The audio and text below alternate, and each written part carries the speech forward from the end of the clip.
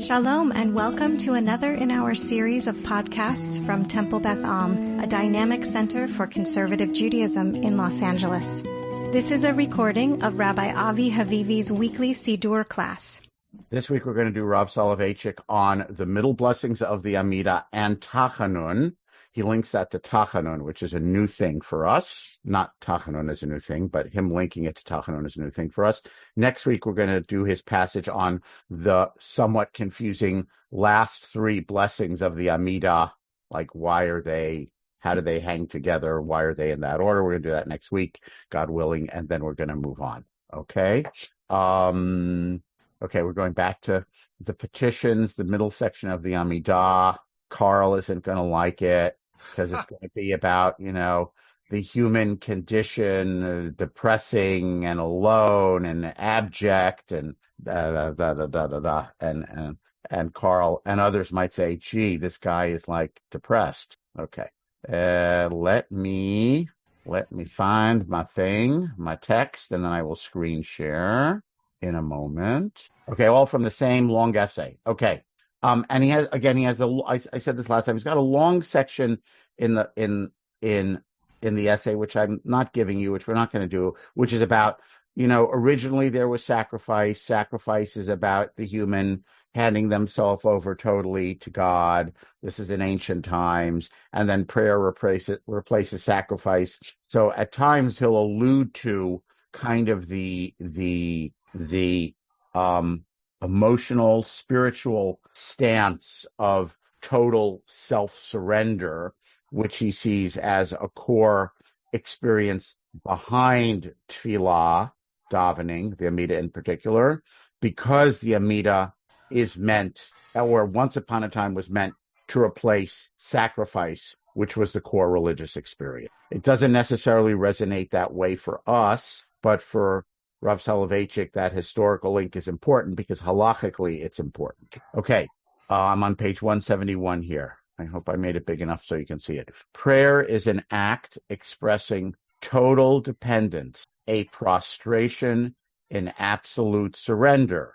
This act, which is noted above, verse 4th in the second benediction, O God, Gvurot, you are so mighty, brings the praying individual to offer sacrifice, the sacrifice of self, through self-discipline, the sacrifice of independence through absolute surrender. Here he's really referring to this historic link between actual sacrifice in the temple in ancient times and its replacement with the Amidah.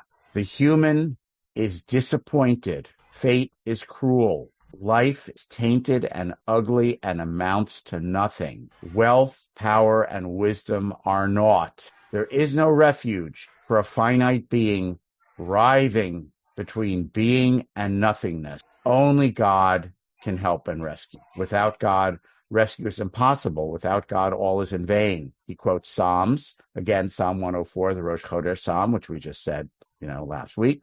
All turn to you to give their nourishment in time. You give them and they glean. You open your hand and they are filled with good. But you hide your face and they are confused. You gather in their breath and they die, returning to dust. An irreversible dependency binds everything to the master of everything. Okay? So this is his religious existentialism. It's existentialism. I don't know that, I'm pretty sure the Baal Shem Tov, who had a much more optimistic view of life and humanity, would not agree with this. But this is 20th century existentialism. We're disappointed. Fate is cruel. Life is tainted and ugly and amounts to nothing. All right. We are each of us a finite being writhing between being and nothingness. The only thing that avails, I'm now restating and paraphrasing, the only thing that avails or provides any degree of comfort is our trying to be connected to God. Okay. It is a very, I don't know if you want to call it, you can call it whatever you want. You might call it, some of us might call it pessimistic or depressed. He would call it a realistic assessment. Yes, Michael. I have forgotten. Was this written post-Holocaust? Yes, correct. Or I'll restate that. This is, this religious existentialist reflection is post the awareness of the scientific world and post-Shoah, right? Is there anything out there? Nothing's out there. I don't know. There must be something out there because that's the core belief of a religious person for Rav Soleveitchik. Again, Mordechai Kaplan would have said, you're just whistling in the dark, buddy. Okay. That would be Mordechai Kaplan's response. Freud also would say, right? You're projecting and fantasizing this external supernatural realm, which doesn't actually exist. And you're doing that to comfort yourself. Okay. Whereas a more traditional minded person, Heschel, Soloveichik, certainly Jonathan Sachs, right, to pick someone more contemporary, would say, no, that realm is real. And actually our only hope for connection to something ultimate and real is our connection to that realm, which traditionally is called God or the holy. Okay. Now he connects it to Tachanun. We haven't talked about Tachanun in a very long time. This is the penitential prayers that are said right after the Amidah.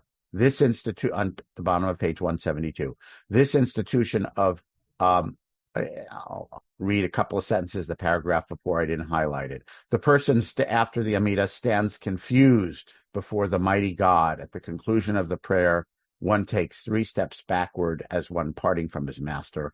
The person who has completed the Amidah falls on their face in supplication. The institution of Tachanun, or Nefilat Apayim, stresses the annihilation of the individual's being. The person lowers themselves to the dust and negates their existence. The words of supplication spoken during Nefilat Apayim, literally Nefilat Apayim means falling on your face. And remember, historically, Tachanun is a watered down version of what people did in the temple. In the temple, they did full prostration on the ground, on their face, the way some of us do during the Aleinu prayer on High Holiday, okay?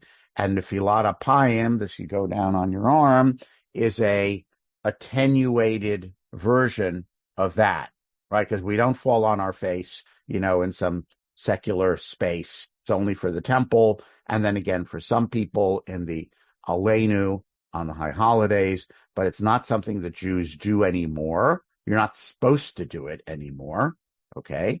As a acknowledgement that the holiness of the temple doesn't exist anymore. So what's left to us in the service is Nefilat Apayim, which literally means falling on your face. That's why it's called that, even though you don't really fall on your face, right? But in ancient times, you fell on your face on the ground. It doesn't mean fell like let yourself fall, but it means you went down full prostration. The words, okay, so the individual lowers themselves to the dust and negates their existence. The words of supplication spoken during Nefilat Apayim, Tachanun, highlight the tragic character of the pleader. From Psalm 6 that we say, Hashem al be'apcha tochicheni. God, do not rebuke me in your anger.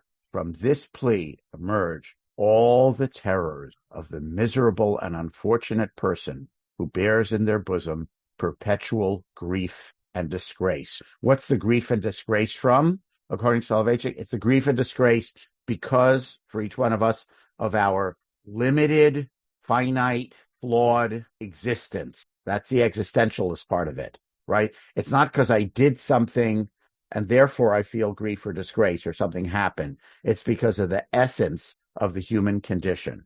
The one who supplicates regrets their sins and calls for help. This formula of entreaty, laden with the pain of shame, is especially prominent at the moment of vidui, confession. The traditional Siddurim have in it, and Sephardim and Hasidim and some Ashkenazim actually say Ashamnu every day at the beginning part of Tachanun. We tend not to do that we don't have it printed in our conservative Siddur, as far as I know. But if you get like a traditional Orthodox Siddur, it's printed there, and there are some traditions where people actually say Ashamnu every day, the confession, the confession. Okay. That's all he says about Tachanun. And then he goes back to the middle blessing. When we examine the formulation of the benedictions, we note that those who arranged the prayer extended the petitions while keeping the celebratory elements brief, meaning it's only 3 blessings in the beginning when we say, Hashem, you're amazing.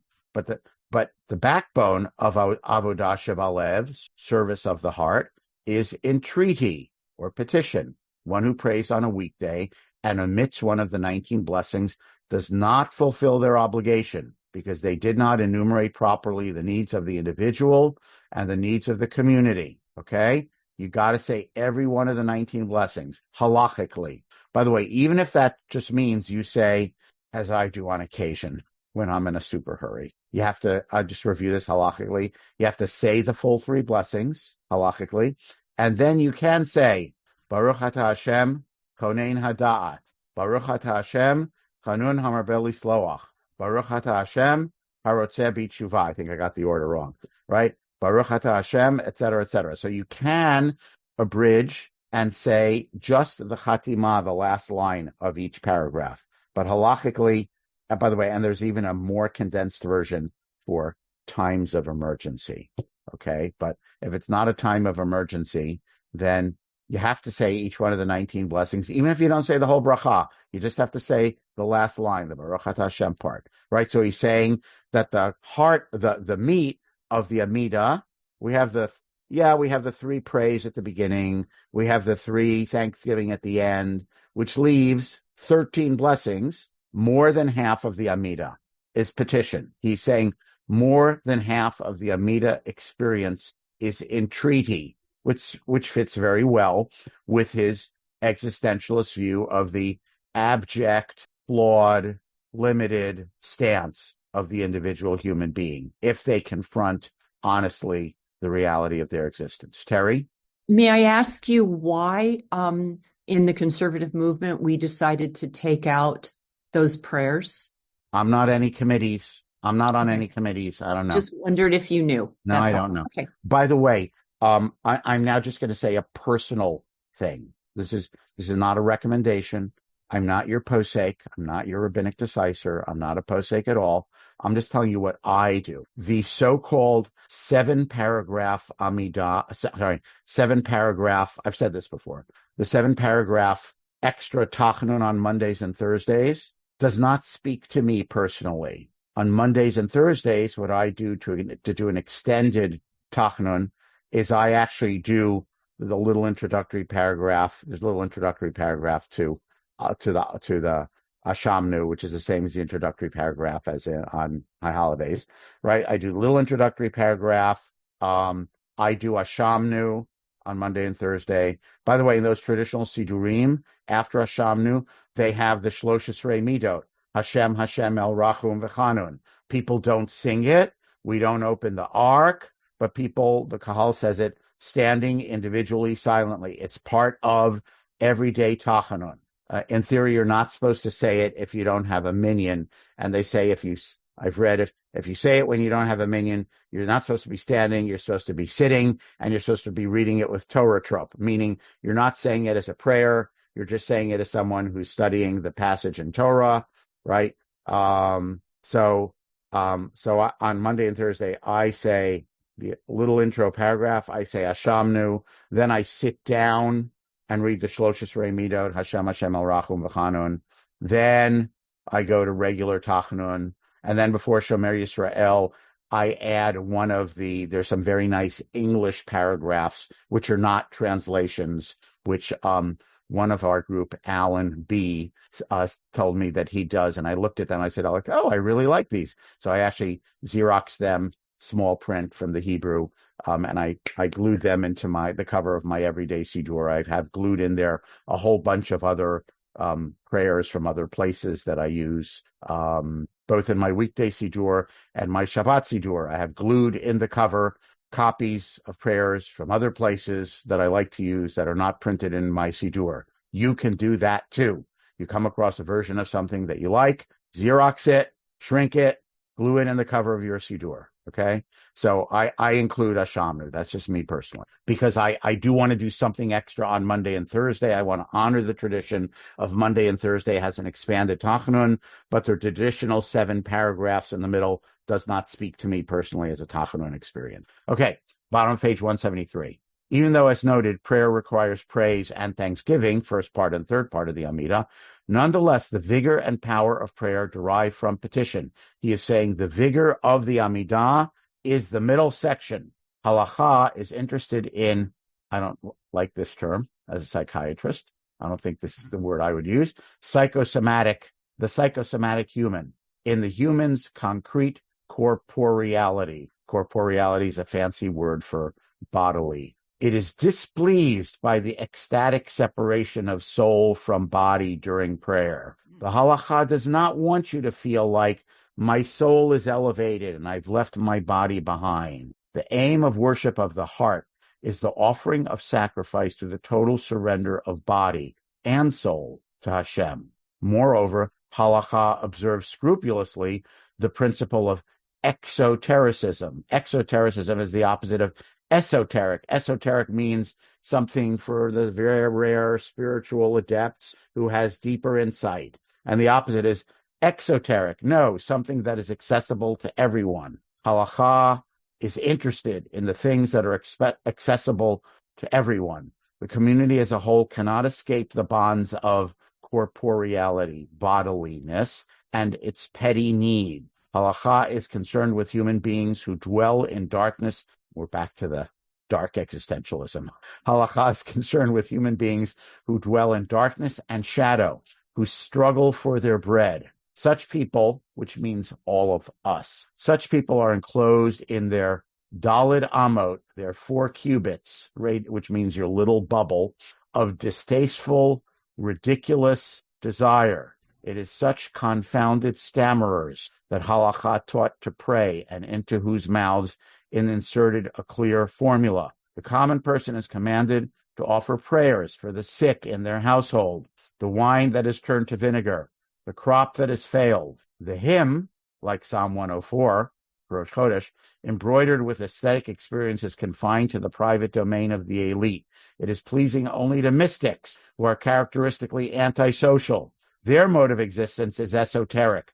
They're spiritually fastidious. They can go sing nigunim all day long. They can go live in a cave, is what Rav Soleveitchik is saying. Halacha cannot be confined within the domain of the spiritual nobility. Only petition can bring prayer to the public domain. He proves that by saying, look at our historical figures. Did they, in the Torah, did they say an elevated praise and go, sit in a cave and contemplate God's glories?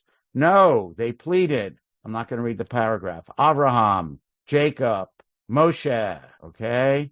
Chizkiyahu, bottom of the page, Daniel, Esther, Ezra, Nehemiah. What is their corporate, when it says they prayed in the Bible? What do? Do they say, oh my God, nature is so amazing? Do they say, oh my God, thank you, thank you, thank you? No, that's not what they said. They said, Hashem, we're in a pickle. We need something. Last line. They lifted their eyes and pleaded with God in their trouble and suffering. It is the hounded and entrapped creature, the tormented being, who cries out to Hashem. Such a prayer is described by Solomon in the inauguration of the temple. In other words, the core experience of the Amidah, if we trace it back to the core experience of prayer in the Bible, the core experience of prayer in the Bible is not gratitude. It is not praise at God's wonders. It is a cry asking for help that emerges out of need. And now he summarizes the whole middle section, this paragraph, the second paragraph on page 175. The Amidah is based on these words enunciated by Solomon. The Amidah deals with the needs of this world, bodily health, fertility of the earth, sustenance. Sustenance means money in the bank and food on the table and a roof over your head. Political needs of the nation and the land, ingathering of the exiles, restoration of judicial autonomy, the perpetuation of Israel's sages, the building of Jerusalem, the restoration of Davidic kingship, and the like, form the background of prayer in all its diversity. The very gesture of falling before God and acknowledging God's unlimited sovereignty, and my utter impotence constitutes an act of sacrifice. This is how he neatly links it back to historical prayer in the Bible and sacrifice in biblical times. He pulls those things together rhetorically, and he says that's what's at the core behind the Amidah. Service of the heart is expressed in the middle benediction. I want to take you back to what we read. He said there was a machloket or disagreement between Rambam and other medieval sages as to whether davening, prayer, is a commandment from the Torah or not. Maimonides said yes, and he said this is the interpretation or enactment of to serve God with your heart. What is avodah shebalev? What is service of the heart? Said Maimonides. It is tefillah, and tefillah means the Amidah. So the mitzvah, this is Rambam now filtered through Rav Soleveitchik, okay? And by the way, and this is how he's philosophical, but he has to base himself, I don't know if he has to, he does base himself on halachic concepts, because he's an Orthodox rabbi. And he says the philosophy comes through via the halacha. The halacha says, avodah shebalev, serving God with your heart, mind, is a mitzvah. It is one of the 613 biblical commandments. Its translation into action is like, how do you do that mitzvah? Okay. You do it by tefillah. Tefillah means the Amidah, and the core experience of the Amidah is the middle benediction. It's not praise. It's not thanksgiving. It's petition. Now, I want to pull back. I think I'm going to stop. I want to pull back and compare this with some things we've read before. Rav Kook and Rabbi Heschel both said that the purpose of prayer, they also said the purpose of prayer is for the individual soul to connect with God. Rav Kook said we do this because the soul is intrinsically connected to God, but something happens and we lose sight of that. Heschel says, by the way, they would kind of disagree, although they do sort of differently. They would both sort of say modernity deadens this individual soul so that we don't realize that we're connected to Hashem. And so the experience of tefillah is to help us become aware, which is to say renew our individual feeling of connectedness to God. Why do we do this? This is where the difference is. Why do we do this? We do this for Rav Kook because it is in our inevitable natural state. For Rav Heschel, I don't know why we call Rav Kook. We call Heschel, like his last name, Rabbi Heschel. We do this because if we don't, we're cut off from the source. We're withered and shrunken. And for Rav Soleveitchik, we do it from a different need, okay, which is because we're pathetic. He doesn't use the word pathetic, but I think we could sort of summarize it in the word pathetic, which is to say we are, each of us, an individual, finite, suffering, needy, by which I mean needy. I don't mean psychologically, emotionally, the way you say it to your friend, right? I mean needful creature. The whole middle 13 blessings is because we are needful. We are needful, Lord knows, for good government. If anyone is not needful nowadays for good government, I'd like to see who that person. I can suggest some names, but I'm not going to say them. Okay? Right? So we are needful for good government. We are needful for a roof over the head and food on the table for us and the people around us. We're needful for forgiveness. We're needful for wisdom. We're needful for health. That is the essential core of our human experience for Rav Soleveitchik. And that's why we strive to connect to God. It's an expression of that needfulness. It's psychologically and emotionally a different flavor of your individuality than what Rav Kook and Rabbi Heschel said. For all of them, it's the need to connect, okay? But for Rav Soleveitchik, it's a different flavor that drives that connection. Just want everyone to see that, how it's similar and how it's different. All right. Next week, we'll do the last three blessings of the Amidah. Now I will shut up and pause for a few minutes and say, are there any questions and comment? And I don't mind if anyone wants to say again, gee, he's depressed, but what about the person who feels like, my life is pretty okay today? I think Rav Soleveitchik would say, it's nice that you feel that way. And why don't you look more deep? I'm guessing That's what he would. Or he would say, it's nice that you feel that way. I cannot help but look more deep. I think he'd say, if he were here today, he'd say, I don't know. I'd like to ask him that. What about the more positive, optimistic view? How come you kind of push that aside? It would be nice to ask him. Thoughts, questions, comments, objections, agreements, anything, resonances. So it's very interesting, by the way. I just want to take a step back in terms of how we practice. By the way, I've always had this disagreement, back when I was a parent of growing children, with the summer camp and the school, we teach the kids the first 3 brachot of the Amidah really well, right? Because we do it aloud over and over again. And then we do mumble, mumble, mumble, and no one really learns the mumble, mumble, mumble. Okay? Rav Soleveitchik is saying for the weekday blessings, the mumble, mumble, mumble in the middle is the core of the religious experience because it is expressing the needfulness that emerges from your finite. By the way, he said one line that I raced through that he says in other places, which is the authors, and he says it in other places, the authors of the Amidah didn't leave it up to you, didn't leave it up to us to think about, oh, I don't know what to say. What do I need today? What should I pray for? Oh, my wife had knee surgery. I pray for it. Today I should pray for healing, but before that, I don't need to pray for healing. So he said, the sages, they didn't leave it up to you. They gave you 13 blessings, okay?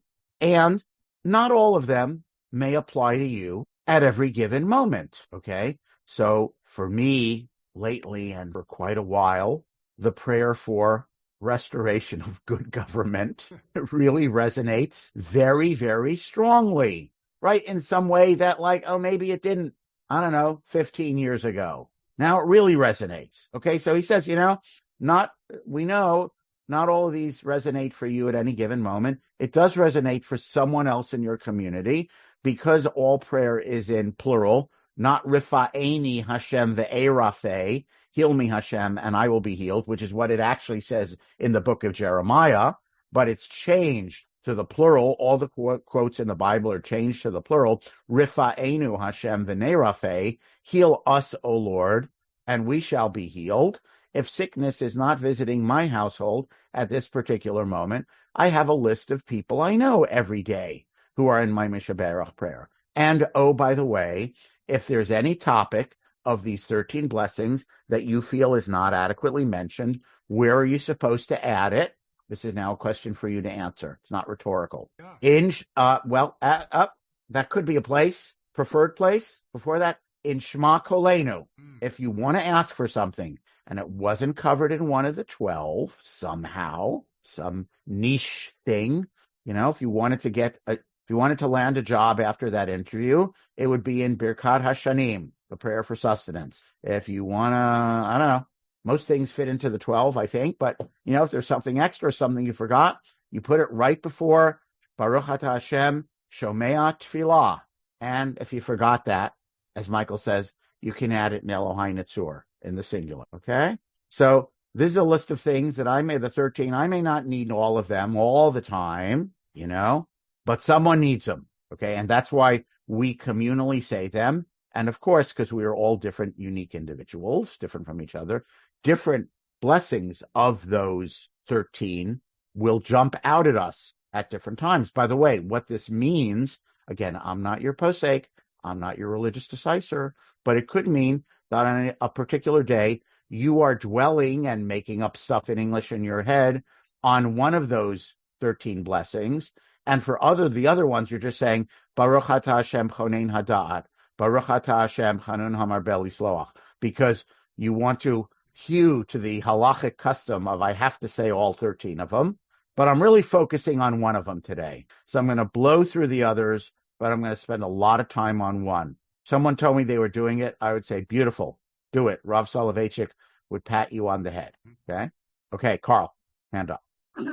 So it's interesting to me that following your introduction today, we're supposed to go into this section as an example of us being wretched and hopeless and let's say needful. Let's say finite and needful. Okay.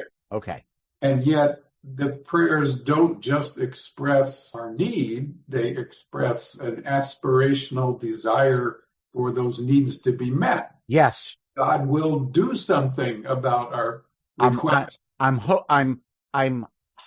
hoping that God will do something about that request. Yes. Now, how do you square that hope that God will help us with the existential realization that we're doomed and unredeemable and We're not unredeemable. Sorry. we're bound Yep, to yep. suffer and Good. have misery? We're unredeemed. Okay. And all requests will be fulfilled, presumably, in Olam Haba, the world that is coming, in the Mashiach side. Be no sickness. There'll be good government. There'll be wise Davidic sovereign who rules over all, and the lion will lie down with the lamb instead of the lion tearing the lamb to pieces. Only then. It's all aspirational, okay? But we're longing for it, and in a micro way, that's the macro. The micro is I'm longing for my sick person to get better, okay? In the macro, I'm longing for the lion to lie down with the lamb. In the micro, I'm praying for my wife's knee to heal, okay? And so we have in mind micro and macro, and macro is not attainable. I mean, the Mashiach, the Afal Pishiyit Mamea. I believe in the coming of the Messiah. Every day he may tarry, but there's a suitcase packed under the, with your toothbrush, right? Because the Mashiach could come under the bed, because the Mashiach could come today. Okay. So does that respond? I don't want to say answer. Does it somehow respond? He's saying inevitably, you know what? This illness, by the way, here's what he would say. You know what? This illness will get healed. Someone else is going to get sick. There's going to be some other illness, and you're going to die, and I'm going to die. So ultimately, there is some surrender to the abjectness. Okay.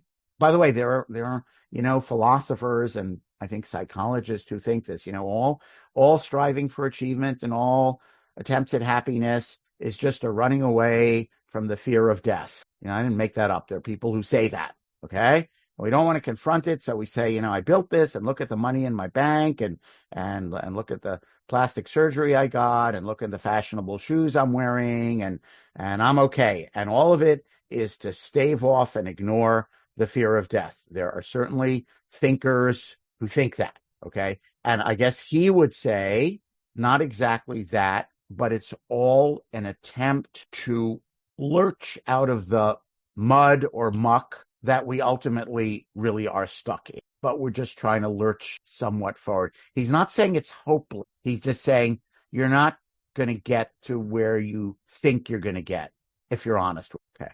You'll have $1 billion and you think you'll be happy. You'll want $2 billion. Okay.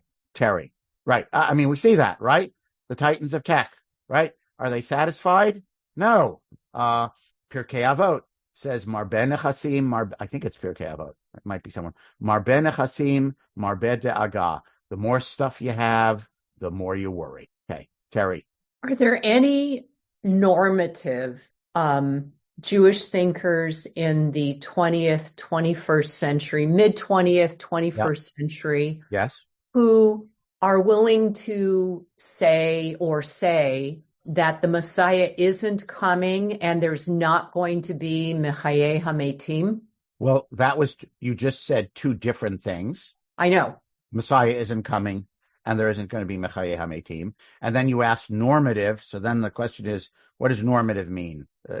So are you making a judgment? I'm not, when I say that, I don't mean this critically. Are you making a judgment that Mordechai Kaplan is not normative? What is normative? No. Okay. No, I'm saying anyone Kaplan would say there's no Mashiach coming. Right. By the way, there's some people who want to split the difference. They'll say there's a Mashiach site, but not a personal Messiah. There's a messianic time.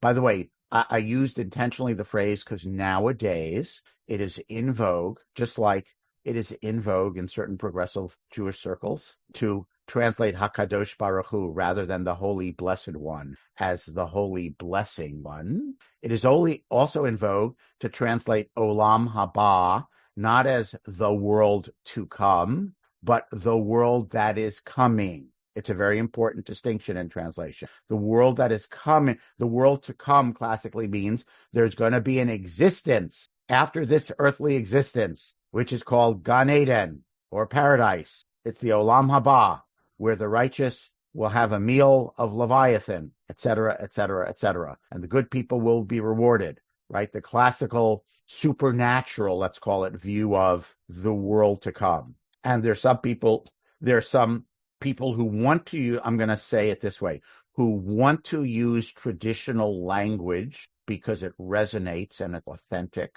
but who want to sometimes translate traditional language into English that resonates more resonantly. And so they translate the world that is coming. We're all doing mitzvot. I just want you to hear the difference. We're all doing mitzvot, which is a Jewish way of saying we're all doing the best we can. Okay? Mitzvot is just our formula for how you enact doing the best. We're all doing mitzvot. Listen to the difference. We're all doing mitzvot so that we can bring or attain to the world to come. That's kind of the classic view in Pirkei Avot and in all rabbinic literature, as opposed to we're all doing mitzvot to try to bring the world that is coming. That means something different entirely. It means some future that is a lot better than this present. The arc of the moral universe is long, but it bends toward justice, right? He didn't say it's something out of this universe, right?